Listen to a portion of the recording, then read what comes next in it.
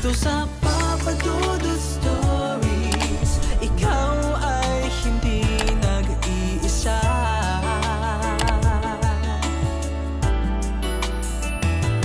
Dito sa Papa Dudut Stories, may nagmamahal sa'yo.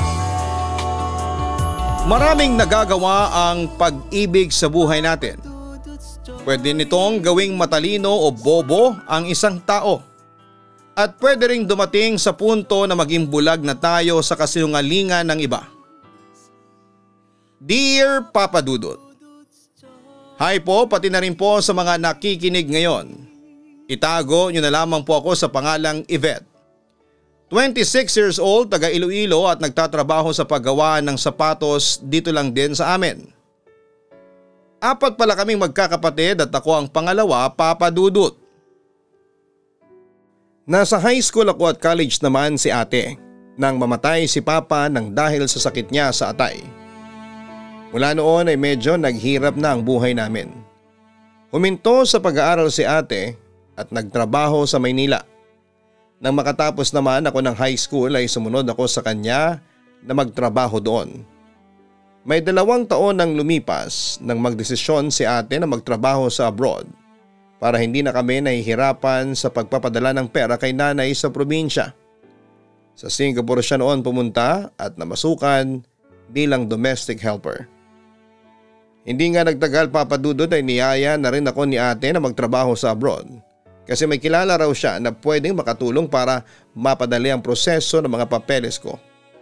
Nasa tamang edad naman ako noon, kaya naisip ko na pwede na rin siguro yon para kahit papaano ay mas gumaan pa ang buhay ni nanay. Sumang-ayon ako sa plano ni ate. Kaya lang ay hindi naman kami magkasama dahil sa isang factory sa Taiwan ako na ipasok ng agency. Ayos na rin kasi at least hindi ako nahirapan na makaalis tapos ay legal pa ang naging proseso, Papa Dudut. Ay, ang hirap talagang magpigil ng luha kapag kausap ko si mama.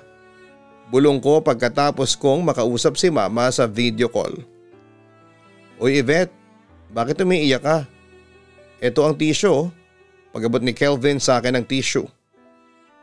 Salamat Kelvin. Kausap ko kasi si mama kanina at medyo nagkadamahan kami. Nagpigil na nga ako ng iyak habang magka-video call kami kanina. Kaya eto ngayon, nagwawala itong mga luha ko pagkukwento ko. Ganyan talaga kapag bagong dating ka pa lang dito sa Taiwan. Mas maho-homesick ka sa tuwing makakausap sila. Kasi mas mararamdaman mo rin kung gaano mo na sila kamiss. Wika pa niya. Ikaw ba? Hindi mo ba namimiss ang pamilya mo sa Pilipinas? Tanong ko. Siyempre namimiss ko sila. Lalo na yung mga kapatid ko pero iniisip ko na lang na sila din naman ang dahilan kung bakit nandito ako ngayon. Nagsasakripisyo ako para sa kanila at sa magandang kinabukasan nila. Ginawa ko yon dahil mahal na mahal ko sila. Kaya yun na lang din ang isipin mo Yvette. Ginagawa mo ang magtrabaho sa malayo para sa mga taong mahal mo. Tugon naman niya. Papa Dudut, hindi pala talaga madali ang maging OFW. Close kasi talaga ako kay mama, kay ate at sa mga 2 ko pang kapatid. Noong nagtatrabaho pa ako sa Maynila noon kapag nami-miss ko sina mama ay kagad akong umuwi ng Iloilo para makita at mayakap sila. Nagulat na nga lang si mama kapag napagbubuksan niya ako ng pinto ng bahay. At kaagad namang napapawi ang lungkot ko kapag nayakap ko na sila ng mga kapatid ko. Papa Dudut, ang katrabaho kong si Kelvin ang madalas kong nakakausap kapag inaatake ako ng pagka-homesick ko. Magaling kasi siyang magpagaan ng loob. Dahil na rin siguro matagal na rin siyang nagtatrabaho sa Taiwan. Siya rin ang naging madalas kong kasama sa tuwing wala kaming pasok sa trabaho. Sinasamahan niya akong pasyalan ng iba't ibang mga magagandang lugar sa Taiwan. Pati na nga ang mga masasarap na kainan doon. At hindi nga nagtagal. Nahulog na ang loob ko sa kanya hanggang sa magkaroon na kami ng relasyon, Papa Dudut. Kelvin, matanong ko lang. Kailan mo pala ako ipapakilala sa pamilya mo? Tanong ko habang sabay kaming kumakain ni Kelvin. Bigla naman siyang naubo noon. O bakit parang masyado ka naman nagulat sa sinabi ko? Ito ang baso ng tubig oh, uminom ka muna. Natatawa at may pagtatakang tanong ko. Bago ko siya inabutan ng baso ng tubig na kaagad niyang ininom. Ano nga ulit yung tinatanong mo? Tanong ni Kelvin. Kung kailan mo ako ipapakilala sa pamilya mo, pag-ulit ko. Kailangan pa ba yun? Tanong pa niya. Oo naman, syempre. Pwera na lang kung hindi ka pa seryoso sa akin. Nakalabing wika ko. Yvette, alam mo naman kung gaano ako kaseryoso sa relasyon natin, hindi ba? Nung una pa lang kitang makita, gusto na talaga kita. At kagaya mo ay seryoso ko sa kung ano man ang namamagitan sa ating dalawa ngayon. Pero kasi masyado pang maaga para isipin natin ang mga bagay na tungkol dyan. May tiwala ka naman sa akin, hindi ba? Kaya i-enjoy muna natin ang mga oras na magkasama tayo dito sa Taiwan. Promise kapag umuwi tayo ng Pilipinas, ipapakilala na kita sa buong angkan namin. Pangako niya sa akin. Papadudot, mag-iisang taon na ang relasyon namin ni Kelvin nang magdesisyon kaming magsama na sa iisang bahay. Sa kanya nang galing ang ideya na yon para daw pareho kaming makatipid sa mga gastusin. Wala naman naging problema sa akin dahil ramdam ko na seryoso naman si Kelvin sa relasyon naming dalawa. Sigurado ako na mahal niya ako at kahit na hindi niya ako pinakilala sa pamilya niya, pinaparamdam niya yon sa iba't ibang paraan na alam niya. Si Kelvin naman ay kilala na siya ni na mama at ng mga kapatid ko. Pinakilala ko siya nang magka-video call kami ng pamilya ko at wala naman silang pinakita na pagtutol sa pakikipagrelasyon ko kay Kelvin. Bago rin kami magsama ni Kelvin sa isang bahay ay pinaalam ko na yon kay mama at ate Papadudot. Sinabi nila na nasa tamang edad na ako at kaya ko na raw magdesisyon para sa sarili ko. Pinaalala lang nila sa akin na kapag may isang beses na sinaktan ako ni Kelvin, wag na raw ako magdalawang isip na iwanan ang boyfriend ko. Wag ko raw gagawing kawawa ang sarili ko para lang sa relasyon namin ng lalaking mahal ko. At palagi rin nilang pinapaalala na mas piliin at mahalin ko pa rin ang sarili ko kesa sa ibang tao, Papadudot. Papadudot, dumaan pa ang ilang buwan hanggang sa hindi ko na napansin na halos 2 taon na pala ang relasyon namin ni Kelvin. Pero ni minsan ay hindi niya pa ako ipinakilala sa pamilya niya kahit sa tawag o video ko lang. Palagi niyang sinasabi na busy ang mga ito at walang oras na makausap ako. Sinabi niya rin na mas okay kung makikilala ako ng pamilya niya kapag nakauwi na kami ng Pilipinas. Nung una ay palagi ko siyang kinukulit na ipakilala ako kahit man lang sa magulang muna niya. Pero hindi pa rin siya pumayag. Kasi nga'y masyadong abala ang mga ito para pagtuunan pa ako ng pansin. Ayaw niya rin daw na mag-isip ang mga magulang niya na may kalokohan na siyang ginagawa sa Taiwan. Ilang buwan pa ang lumipas nang magdalang tawa ko, Papadudot. Kinabahan talaga ako kasi hindi ko alam kung paano ko yon sasabihin sa pamilya ko. At hindi rin ako sigurado kung matatanggap ba ni Kelvin ang magiging anak namin. Pareho kasi kaming may responsibilidad na dinadala sa pamilya. Kaya ang kinakatakot ko noon ay paano kung hindi pa siya handa na maging ama ng dinadala kong bata sa sinapupunan ko. O bakit hindi ka pa nagsasalita dyan? Tapos nakatitig ka lang sa screen ng cellphone mo. Hindi ka ba natutuwa na magkakanak na tayo? Tanong ko nang matulala na lamang si Kelvin sa cellphone ko. Andun kasi ang picture ng pregnancy test kit na may positive na resulta. Natutuwa syempre. Medyo nagulat lang kasi ako. Hindi ba? Alam mo naman na pareho tayo nag-iingat? Tanong pa niya.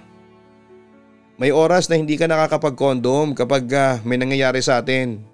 Lalo na kapag nakakainom ka ng alak. Ay, mukhang hindi pala good news para sa itong sinabi ko. Malungkot na komento ko. Ano ka ba, Yvette? Huwag kang mag-isip ng ganyan. Magandang balita ito para sa akin. Kasi gusto ko na rin namang magkaanak tayo. Nagulat lang talaga ako pero hindi ibig sabihin noon na hindi ako masaya ngayon. Kung alam mo lang kung gaano kasi itong puso ko. Kasi sa wakas ay natupad na ang isa sa mga pangarap ko. Ang maging nanay ka na magiging anak ko. Ang wika naman niya. Papadudot nakita ko ang pagkagulat sa mukha ng partner kong si Kelvin nang sabihin ko sa kanya ang tungkol sa pinagbubuntis ko.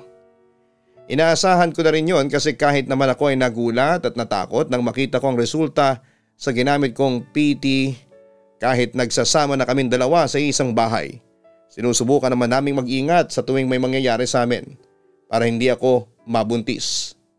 Pero naisip ko noon na siguro ay oras na rin para makapagsimula kami ng bagong stage ng relasyon at buhay namin ni Kelvin. Nangako naman siya na hindi niya kami pababayaan ng magiging anak namin. Sinabi niya rin na matagal niya nang pangarap na maging tatay at masaya siya na ako ang magiging nanay ng unang anak niya. Simula raw kasi nang maging kami ay wala na siyang ibang nakitang babae na gusto niyang makasama sa panghabang buhay. Ako lang yon at pangarap niya raw na mabuo kami bilang isang pamilya balang araw, Papa Dudut. Kelvin, naisip ko na mas okay siguro kung tanungin din natin ang mga magulang mo tungkol sa gusto nilang pangalan ng magiging anak natin. Bakit naman bigla silang nasingit sa usapan na ito? Tanong niya. Ang bigla lang din kasi silang pumasok sa isipan ko na baka may maibigay sila na maganda o gwapong pangalan para sa magiging anak natin. Hindi mo pa rin ba pinapaalam sa kanila na magkakaroon na sila ng apo? Tanong ko. Hindi pa kasi hindi pa naman kailangan. Saka malalaman din nila yun pero hindi pa muna ngayon, ang wika pa ni Kelvin. Bakit nga hindi pwede ngayon? Muling tanong ko. Pag-uusapan na naman ba natin to, Yvette? Sinabi ko na sa iyo ang dahilan, hindi ba? Ayoko munang ipaalam sa kanila ang tungkol sa iyo kasi alam ko na magagalit sila. Baka isipin nila na hihinto na ako sa pagsuporta sa pag-aaral ng mga kapatid ko dahil lang sa magkakaanak na ako sa iyo. Pag-iwas niya sa topic. Kelvin, nasa tamang edad ka na. Siguro naman ay maintindihan nila ang sitwasyon natin ngayon. Giit ko. Ikaw ang hindi nakakaintindi sa akin, Yvette. Hindi mo kasi kilala ang pamilya ko. Hay, mabuti pa lalabas muna ako. Titingin lang ako ng pwedeng mabili na pagkain para hindi ka na magluto at mapagod. Paalam niya sa akin. Papadudot para sa akin ay hindi maliit na bagay yung makilala ko ang pamilya ni Kelvin. Kilala na siya ng buong pamilya ko at alam na rin ni na mama ang tungkol sa ipinagbubuntis ko noon. Kaya alam ko na dapat na rin naming ipaalam yon sa side ng partner ko. Kaya lang ay hindi pa nga raw siya handa na ipaalam sa mga magulang niya na magkakaapo na ito sa kanya. Hindi pa siya handa na makita ang magiging reaksyon ng mga ito kapag nakilala ko bilang live-in partner niya at kapag nalaman din na buntis na ako. Breadwinner kasi si Kelvin ng pamilya niya, Papa Dudut. Ang kwento niya sa akin, 5 silang magkakapatid at siya ang panganay. Lahat ng mga kapatid niya ay nag-aaral pa. Ang tatay niya ay nagtatrabaho bilang pedicab driver at nasa bahay lang ang nanay niya. Kaya naman halos lahat ng kinikita niya sa trabaho ay pinapadala niya talaga sa pamilya niya. At dahil nga sa buntis na ako noon ay panayang overtime niya sa trabaho para madagdagan ang kinikita niyang pera at hindi mapansin ng mga magulang niya na bawas ang pinapadala niyang pera sa Pilipinas, Papa Dudut. Wala namang naging problema noon sa trabaho namin ang tungkol sa pagbubuntis ko. Hindi naman kasi naging sensitive ang pagbubuntis ko kaya nakakapagtrabaho pa rin ako ng maayos. Ang dami nga ring natuwa sa mga katrabaho namin nang malaman nila na magkakaanak na kami ni Kelvin. Panay din ang bigay nila sa akin ng mga masustansyang pagkain at excited na sila sa magiging anak ko. 4 na buwan na akong buntis ng sabay na matapos ang kontrata namin sa trabaho ni Kelvin. Nagdesisyon kami na sabay na ring umuwi ng Pilipinas habang inaayos ang pag-renew ng kontrata namin. Doon muna kami umuwi sa bahay namin ni na mama sa Iloilo para mabantayan niya rin ang pagbubuntis ko. At nang formal na siyang makilala ni na mama ay nagustuhan na rin siya nito dahil magalang daw si Kelvin at mabait na kausap. Bonus pa na mahusay magluto si Kelvin at sa unang araw niya sa bahay, siya ang nagluto ng para sa dinner namin. Kaya naman nakuha kaagad ng partner ko ang loob at boto ni mama. Pero habang tumatagal, may napapansin si mama sa kanya. May mga oras kasi na umaalis si Kelvin sa bahay na may dalang mga gamit at ilang araw na mawawala. Sinasabi naman niya na may pupuntahan lamang siya kaya hindi ko na ginagawan pa ng kahit na anong masamang mali siya. Pero iba na ang tumatakbo noon sa isipan ni Mama, Papa Dudut. Yvette, nakilala mo na ba ang pamilya ng lalaking yan? Tanong ni Mama. Ang totoo ay hindi pa po, Mama. Kasi ang sabi niya hindi pa handa ang mga magulang niya na magkaroon ng panibagong responsibilidad si Kelvin. Tugon ko. Bakit naman pumayag ka na hindi malaman ng magulang niya ang tungkol sa ipinagbubuntis mo? May inis na tanong pa ni Mama. Matagal ko na rin po siyang kinukumbinsi na sabihin sa pamilya niya ang tungkol sa sitwasyon naming dalawa. Kaya lang nag-aaway lang po kami kaya hindi ko na po siya pinilit pa. Paliwanag ko. Alam mo, sa totoo lang, nagdududa na ako dyan kay Kelvin. Kakaiba na kasi ang mga kinikilos niya. Parang hindi na normal. Yvette, malakas talaga ang pakiramdam ko na may ibang babae ang asawa mo. Minsan kasi nagising ako ng madaling araw para uminom ng tubig. At nakita ko yung si Kelvin na nasa may likod ng bahay habang may kausap sa cellphone niya. Sobrang hinangalan ng boses niya kaya hindi ko narinig kung ano bang pinag-uusapan nila ng katawagan niya. Pati ang kapatid mo sinasabi rin na minsan niyang nakita na may ka-video call na babae yang si Kelvin. Kwento pa ni Mama. Mama, hindi naman po ibig sabihin na may nakita o narinig kayo. Niloloko na kagad ako ng asawa ko. Baka po kapatid o nanay niya lang ang kausap niya. Wika ko. Basta, iba pa rin ang kutob ko. Iba ang kutob ko sa kanya.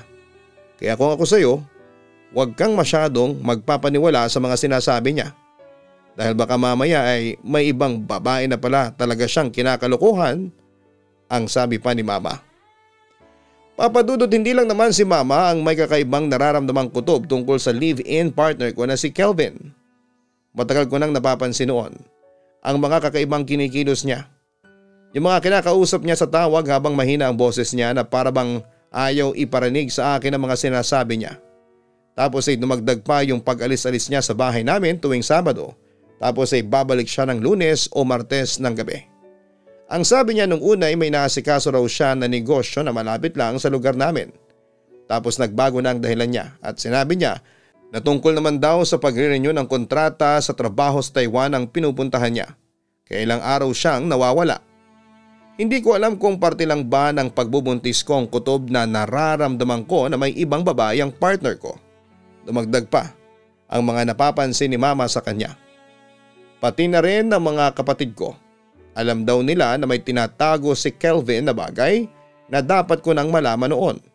Kaya dumating ang araw na hindi ko na napigilan ang sarili ko na kumprontahin siya. Sinabi ko na alam ko na may kabit siya kaya palagi siyang umaalis ng bahay. Pero iba ang nalaman ko ng araw na yon.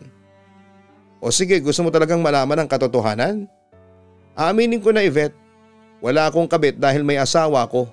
At ang asawa ko ang palagi kong pinupuntahan sa tuwing aalis ako dito sa bahay ninyo. Pasigaw na pag-amin ni Kelvin. Ano? May asawa ka na? Ang ibig sabihin kasal ka na sa ibang babae? Hindi makapaniwalang tanong ko. Oo, kasal na ako sa kanya at may 4 na kaming anak.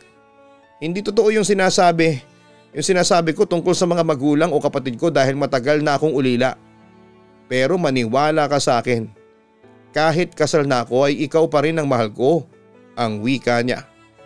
Sinungaling ka, niloko mo ko, naiiyak na sigaw ko. Yvette, sorry, naipit lang naman ako sa sitwasyon, ang wika niya. Anong letseng sitwasyon ang ibig mong sabihin, Kelvin? Tanong ko. Nung unang araw na nakilala kita, nagkagusto na kagad ako sa iyo.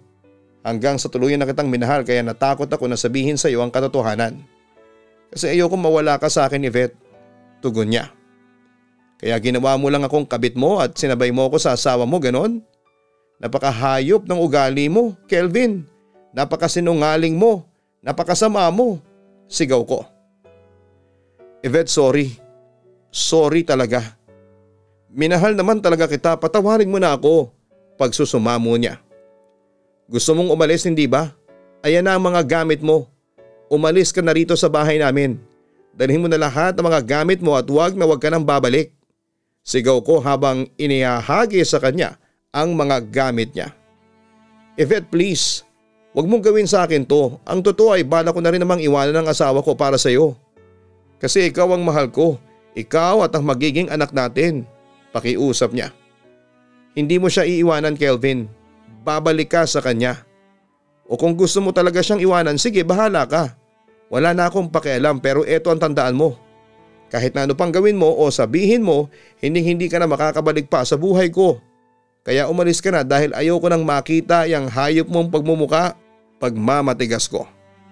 Siguro nga papadudod sa umpisa pa lang ay alam ko nang niloloko ako ni Kelvin, pero dininay ko lang yon sa sarili ko. Kumbagay ako mismo ay niloko ko rin ang sarili ko. Nagbulag-bulagan ako sa mga posibilidad na matagal nang may ibang babae ang partner ko na si Kelvin. Kasi ayoko mawala siya sa akin, lalo na nang ipagbuntis ko ang anak namin. Sinakyan ko na lamang ang lahat ng mga sinasabi niya tungkol sa pamilya niya na ayaw niyang ipakilala sa akin. Pero hindi ko naman inaasahan na grabe pala ang kasinungalingan na ginawa niya. Ginawa niya akong kabit ng mahigit 2 taon. Kaya pala sa tuwing bubuksan ko ang topic ng tungkol sa kasal ay nakikita ko noon ang bahagyang pamumutla at kaba sa mukha niya. Kasi alam niya na kahit kailan ay hindi niya ako magagawang pakasalan.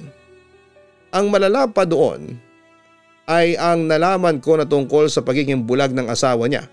Kaya hindi niya kagad ito maiwan-iwan dahil na rin sa awang nararamdaman niya. Tapos kasama pa nila sa bahay nila ang nanay ng asawa niya na putol na ang mga paa dahil sa sakit nitong diabetes. Ang negosyo rin na palagi niyang dinadahilan ay ang malaki palang pagkakautang niya para sa ginamit niyang pera sa pag-a-abroad noon. May mga death threat na rin siyang natatanggap dahil sa malaking pagkakautang niya na pilit niyang hinahanapan ng solusyon. Kaya pala siya todo kung kumayod sa pagtatrabaho noong nasa Taiwan kami dahil sa lahat ni Kelvin ang responsibilidad. Kasama na ang sariling pamilya ng asawa niya. At lahat ng yon ay nagawa niyang aminin sa akin. Papadudot, kahit na ilang beses pang sabihin sa akin ni Kelvin na ako ang mahal niya, ay hindi ko na kaya pang palampasin ang mga nalaman ko noon tungkol sa kanya. Alam ko sa sarili ko na oras na para bumitaw ako. Masyado ko nang binaba ang sarili ko para sa pagmamahal na nararamdaman ko para sa kanya. Masyado na akong nagpakabulag at bingi para lang hindi siya mawala sa akin. At hindi ko deserve na masaktan ng paulit-ulit ng dahil lang sa isang manloloko na kagaya ni Kelvin. Kaya naman kahit na ilang beses pang magmakaawa sa akin si Kelvin ng araw na yon ay hindi ko na siya pinatawad pa. Niyakap niya ako, lumuhod siya at walang tigil sa pagiyak habang paulit-ulit na humihingi ng tawad. Pero naging matigas na ako at sinabi ko na tuluyan na lang naming tapusin ang lahat sa aming dalawa. Na ayoko na at hindi ko na kaya pang ipagpatuloy ang relasyon namin. Tama na yung mahigit na 2 taon na niloko niya ako. Kaya sinabi ko na sa kanya na tumuloy na siyang umalis sa bahay namin at wag na siyang babalik pa. Dahil hindi ko na siya gustong makita o makasama pa. Pinagbantaan ko rin siya na kapag bumalik siya sa aming bahay ay isusumbong ko na siya sa asawa niya sa ginawa niyang panluloko sa aming dalawa. Sa huli nga, papadudot, ay sinunod din ni Kelvin ang gusto kong mangyari. Umalis siya sa bahay namin at mula noon ay hindi ko na siya nakita pa kahit pa ng mga anak ako. Ngayon ay single mother ako pero kasama ko naman si mama at ang mga kapatid ko sa pagpapalaki sa anak ko na 5 years old na. Hindi pa naman siya nagtatanong tungkol sa papa niya pero oras na mangyari yun ay sasabihin ko sa kanya na patay na ito dahil yun naman ang totoo para sa akin. Matagal nang patay si Kelvin sa puso ko, pati na rin sa buhay ko. Dito ko na rin po tinatapos ang sulat ko. Lubos na gumagalang, Yvette. Marami talagang nagagawa ang pag-ibig lalo na kapag sinakop nito ang buong puso natin. May iba pa nga na nababaliw ng dahil dito. At yung iba ay nakapagtatahin ng mga kwento kagaya na lamang ng nangyari sa iyo, Yvette. Na ilang taong kang pinaniwala sa kasinungalingan ng naging partner mong si Kelvin. Alam ko na hindi madali para sa iyo ang pinagdaanan mo. Lalo na at pinaniwala ka ni Kelvin sa mga bagay na lahat ay gawa-gawa niya lamang. Pero sana, Yvette, kahit gaano kahirap ang naging sitwasyon mo, matutunan at magawa mo pa ring magpatawad balang araw. At sikapin mo na hindi sundan ang ginawa sa iyo ni Kelvin. Sana ay hindi mo palakihin sa kasinungalingan ang anak ninyo. Mahirap mang sabihin sa kanya ang katotohanan sa ngayon. Mas mahirap kapag nalaman niya na ang mga bagay na kinalakhan at pinapaniwalaan niya ay puro kasinungalingan lamang pala. Huwag kalimutan na mag-like, mag-share at mag-subscribe. Maraming salamat po sa inyong lahat.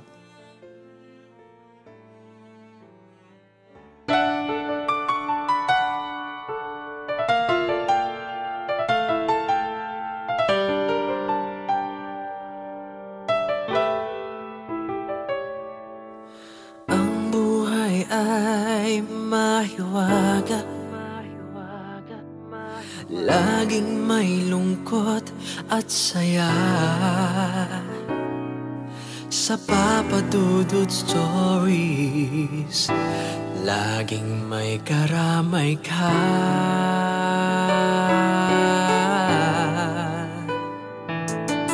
Mga problemang kaibigan,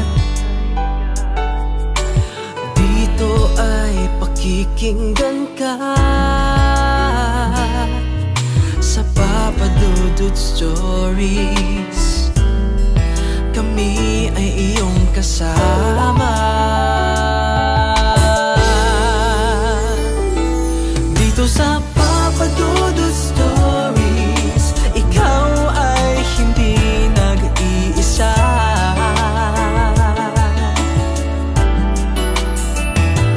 Dito sa Papa Dudut Stories, may nagmamahal sa'yo. Papa Dudut Stories, Papa Dudut Stories, Papa Dudut Stories.